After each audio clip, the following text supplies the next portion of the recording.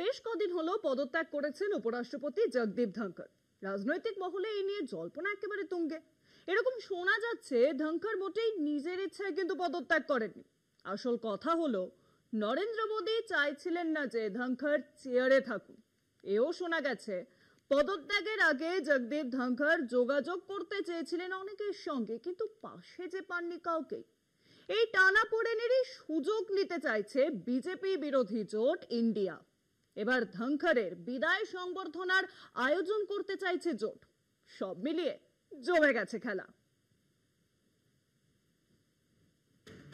গোটা দেশকে হতবাক করে গত সোমবার উপরাষ্ট্রপতি পদ থেকে ইস্তফা দেন জগদীপ ধনখড়। ইস্তফার কারণ হিসেবে ধনখড় নিজের অসুস্থতার কথা বললেও তাঁর পদত্যাগ নিয়ে ধোঁয়াশা আজও কাটেনি। সদ্য প্রাক্তন উপরাষ্ট্রপতির সঙ্গে শাসক পক্ষের সম্পর্কের অবনতি নিয়ে নানা জল্পনা চলছে। এই যখন পরিস্থিতি, তখন ধনখড়কে বিদায় সম্বর্ধনা ও তাঁর সম্মানে নৈশভোজ দেওয়া নিয়ে আলোচনা করছেন বিজেপি বিরোধী জোট ইন্ডিয়া। ধনখড়কে নৈশভোজে আমন্ত্রণ জানিয়ে বিরোধী জোট মোদী সরকারের ওপর পাল্টা চাপ তৈরি করতে চায়। জোর আলোচনা চলছে বিরোধী শিবিরে। বিরোধীদের এ জাতীয় ভাবনা চিন্তা করার পিছনে কারণ আছে। এবছরের এপ্রিল মাসে মার্কিন উপরাষ্ট্রপতি জেডি ভান্সের ভারত সফরের প্রসঙ্গ এখানে জড়িত।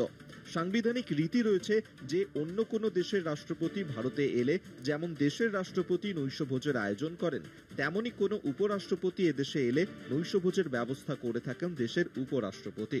কিন্তু মার্কিন উপরাষ্ট্রপতি ভান্সের ভারত সফরের সময় দেখা গিয়েছিল ধনখড়ের বদলে নৈশভোজ আয়োজন করা হয়েছে প্রধানমন্ত্রী নরেন্দ্র মোদীর তরফে।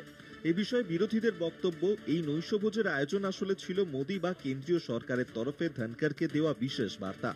ওই সময়ের মধ্যেই বিভিন্ন ইস্যুতে ধনখড়ের ভূমিকা এবং কিছু কিছু মন্তব্য যে মোদী সরকার ভালো চোখে দেখেনি, সেই বার্তাই দেওয়া হয়েছিল ভান্সের জন্য দেওয়া নৈশভোজে ধনখড়কে উপেক্ষা করে। সেই ধনখড়কেই নৈশভোজে আমন্ত্রণ জানিয়ে মোদী সরকারের ওপর পাল্টা চাপ তৈরি করতে চাইছেন বিরোধীরা। এপ্রিল ডিনারের পাল্টা অগস্ট ডিনার। সূত্রের খবর, রাজ্যসভার বিজনেস অ্যাডভাইজারি কমিটির বৈঠকে কংগ্রেস সাংসদ জয়রাম রমেশ প্রশ্ন করেছিলেন, কেন্দ্র কি ধনখড়ের জন্য কোনো সম্বর্ধনার আয়োজন করছে? সেই প্রশ্নের কোনো জবাবই কেন্দ্রের তরফে মেলেনি এবং তারপরেই নাকি বিরোধীদের তরফে নৈশভোজ আয়োজনের ভাবনা শুরু হয়েছে। দিল্লি সূত্রের মাধ্যমে জানা গিয়েছে, কংগ্রেসের কয়েকজন সাংসদ ব্যক্তিগতভাবে বিরোধী শিবিরের বেশ কয়েকজন সাংসদের সঙ্গে এই বিষয়ে আলোচনা করেছেন।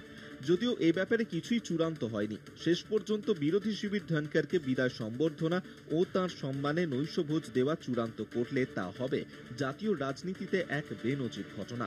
অবশ্য জগদীপ ধনখড় ওই বিদায় সম্বর্ধনা ও নৈশভোজে আদৌ উপস্থিত থাকবেন কিনা তা নিয়ে কৌতূহল এখনই তুঙ্গে। কলকাতা টিভি।